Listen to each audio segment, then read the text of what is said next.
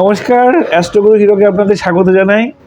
যেই ব্যাপারটা আজকে রাশিচক্রের যে রাশি নিয়ে আলোচনা করব সেটা হলো কন্যা রাশি।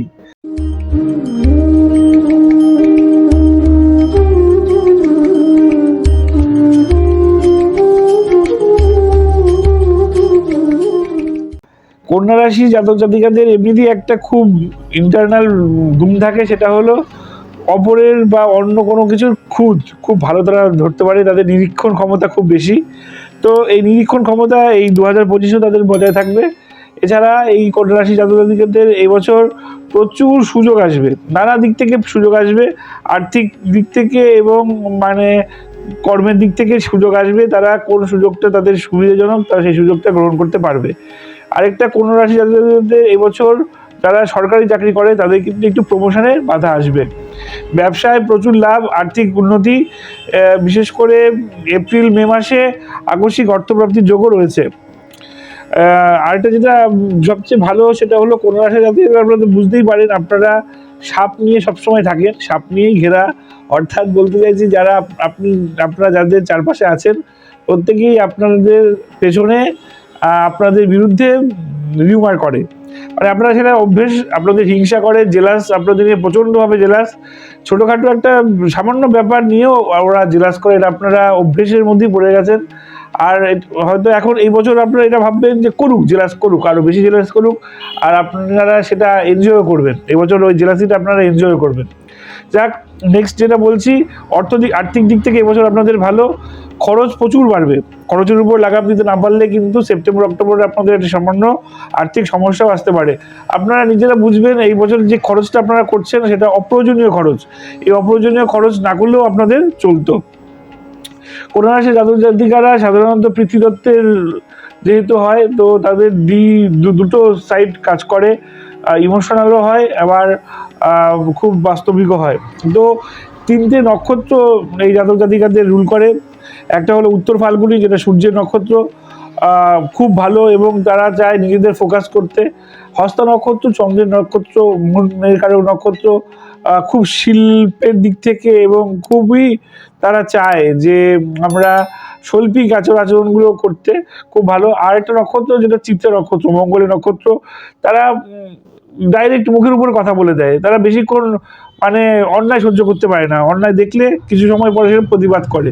এই তিনটে নক্ষত্রের মিলে ঝুলে আপনাদের মধ্যে প্রভাব পড়বে। এই বছরটা এইভাবেই আপনাদের যাবে। আর বিশেষ করে আগস্ট সেপ্টেম্বরে আপনাদের কিন্তু গাড়ি কেনার যোগ রয়েছে।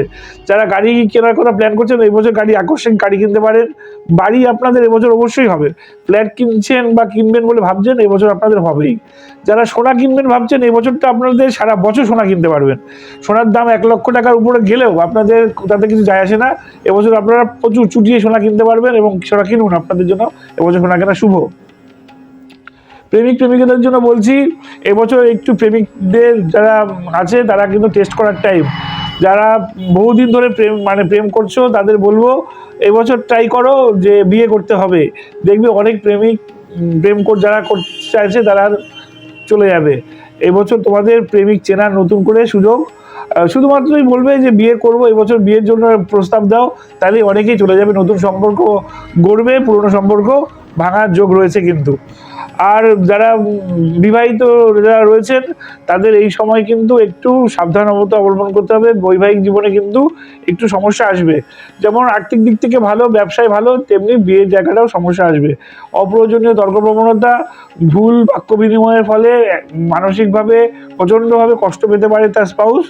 তো সেই জন্য নিজের বাক্যের উপর একটুখানি লাগাম দিয়ে কথা বললে, একটুখানি এমন কথা বলবেন যেটা শুনতে ভালো লাগে। সত্য কথা হলেও সবসময় না বলাই ভালো, শুনতে ভালো লাগবে এরকম কথা বলাই কোনো জাতক জাতিকার জন্য এবছর খুব ভালো। আর যারা বলবো অপ্রয়োজনীয় বিবাদ বিতর্কে না জড়ানোই ভালো।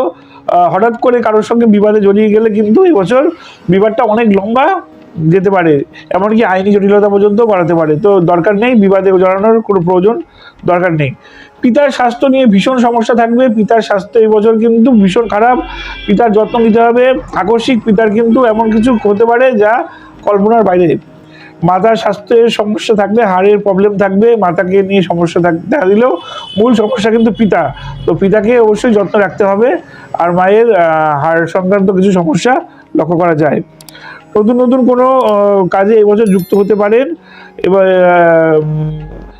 পিতার যেই কাজ করছে সেই কাজ হঠাৎ করে চেঞ্জ হতে পারে, পিতার হবি পাল্টাতে পারে, কিছু না হোক বয়স্ক পিতারা দেখবেন হঠাৎ করে বিষ্ণু ভক্ত হয়ে যেতে পারে। তো পিতার কাজের পরিবর্তন বা হবির পরিবর্তন এবছর লক্ষণীয়, এটাও আপনাদের খেয়াল রাখতে হবে। কিন্তু সর্বোপরি পিতার যত্ন নেবেন, পিতা যেন ভালো থাকে। উপায় বলে দিচ্ছি। উপায়টা হলো, আপনারা কোনো রাশি জাতকদের যে উপায়টা করবেন সেটা হলো ভগবান বিষ্ণুর যে কোনো অবতারের আরাধনা করুন, বিষ্ণুর আরাধনা করুন। কলা গাছের যত্ন করতে পারেন, কলা গাছ লাগাতে পারেন, কলা গাছের যত্ন করতে পারেন, এটা আপনাদের জন্য ভীষণভাবে শুভ। আর কন্যা রাশি জাতক জাতিকারা যে মন্ত্রটা পাঠ করবেন সেটা বুধের জাতিকা, সেহেতু ওম গ্রাম গ্রিং গ্রোং স গুরবে নমঃ।